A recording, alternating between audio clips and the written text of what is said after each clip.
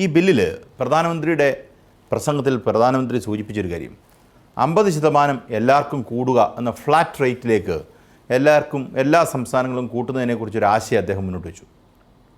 ആ ആശയം ബില്ലിനകത്ത് കോൺടംപ്ലേറ്റ് ചെയ്തിട്ടുള്ള ഒരു ആശയമേ അല്ല. ബില്ലിനകത്ത് ഒരിടത്തും പറഞ്ഞിട്ടില്ല.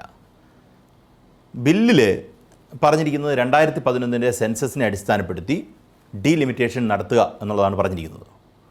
50% ഫ്ലാറ്റായിട്ട് കൂട്ടുകയാണെങ്കിൽ പിന്നെ എന്തിനാണ് 2011 സെൻസസ് എന്ന് പറയുന്നത് ബേസ് ആക്കുന്നത്?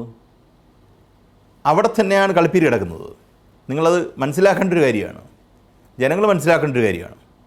അപ്പം 50% ഫ്ലാറ്റായിട്ട് കൂട്ടുമ്പോഴും ഡീലിമിറ്റേഷൻ്റെ പ്രിൻസിപ്പിൾ 2011 സെൻസസ് ഡേറ്റയോടെ വെച്ച് ഇതിനെ ഈ കമ്പൈൻഡ് ഇഫക്റ്റ് എന്ന് പറഞ്ഞാൽ സൗത്ത് ഇന്ത്യക്ക് കുറയുക എന്ന് പറയുന്നൊരു സാഹചര്യം ഉണ്ടാവും. ഇപ്പോൾ 80 സീറ്റ് കിടക്കുന്ന യു പിക്ക് 50% കൂട്ടുകയാണെങ്കിൽ അത് 120 ആകും. അത് കഴിഞ്ഞ് 2011 സെൻസസിൻ്റെ ബേസിലേക്ക് ഇതിനെ മാറ്റുമ്പം 140 സീറ്റ് വരെ വരാം.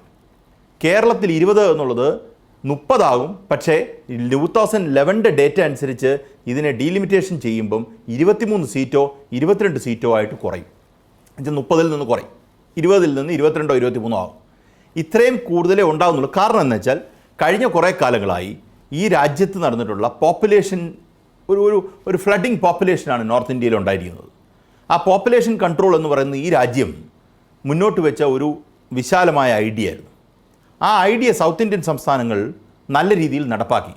നമ്മുടെ ടോട്ടൽ റീപ്ലേസ്മെൻറ്റ് ഫെർട്ടിലിറ്റി റേറ്റിൽ താഴെ നിൽക്കുന്നത് 1.3 മറ്റാണ്, 3.5 മറ്റാണ് കേരളത്തിൻ്റെത്. 2.1 ആണ് ഐഡിയൽ ആയിട്ടുള്ള ടോട്ടൽ റീപ്ലേസ്മെൻറ്റ് ഫെർട്ടിലിറ്റി. 2 നിൽക്കുന്ന യു പി അല്ലെങ്കിൽ അങ്ങനെയുള്ള സ്ഥലങ്ങൾ പോപ്പുലേഷൻ ഒരുപാട് കൂടി. അപ്പോൾ നമ്മളോട് ഈ പറയുന്ന രാജ്യം തന്നെ പോപ്പുലേഷൻ കൺട്രോൾ നടത്തൂ എന്നാവശ്യപ്പെട്ട അതിനെ അടിസ്ഥാനപ്പെടുത്തി നമ്മളൊരു പോപ്പുലേഷൻ കൺട്രോൾ സ്കീം കൊണ്ടുവന്ന് നമ്മൾ പോപ്പുലേഷൻ കൺട്രോൾ ചെയ്ത് നടത്തി. നമ്മൾ പറഞ്ഞാൽ കേരളം മാത്രമല്ല, മറ്റു സംസ്ഥാനങ്ങൾ ഈ പറയുന്ന പല സംസ്ഥാനങ്ങളും നടത്തി. നോർത്ത് ഈസ്റ്റേൺ സംസ്ഥാനങ്ങളും വെസ്റ്റേൺ സംസ്ഥാനങ്ങളും നടത്തി. ഇത് വലിയ രീതിയിൽ പെരുപ്പം ഉണ്ടായത് ഈ പറയുന്ന യു പി, ബീഹാർ അങ്ങനെയുള്ള സ്ഥലങ്ങളാണ്. അവിടെയാണ് ഈ ഹിന്ദി ഹാർട്ട് ലാൻഡ്, അവിടെയാണ് ഈ സീറ്റുകളുടെ എണ്ണം കൂടാൻ പോകുന്നത്. ഈ പറയുന്ന സ്ഥലത്ത് കൂട്ടിക്കൊണ്ട് യഥാർത്ഥത്തിൽ രാജ്യത്ത് ഇപ്പം കൊണ്ടിരുന്ന അമെൻമെൻ്റ് ഉണ്ടല്ലോ, ഇപ്പം കൊണ്ടിരുന്ന അമെൻമെൻറ്റ് പരാജയപ്പെട്ടുവെങ്കിൽ അങ്ങനെ ഒരു പരാജയം ഒരിക്കലും ഉണ്ടാകാത്ത രീതിയിലൊരു സാഹചര്യം പിൽക്കാലത്തുണ്ടാകാനായിട്ടുള്ള അമെൻമെൻ്റാണിത്.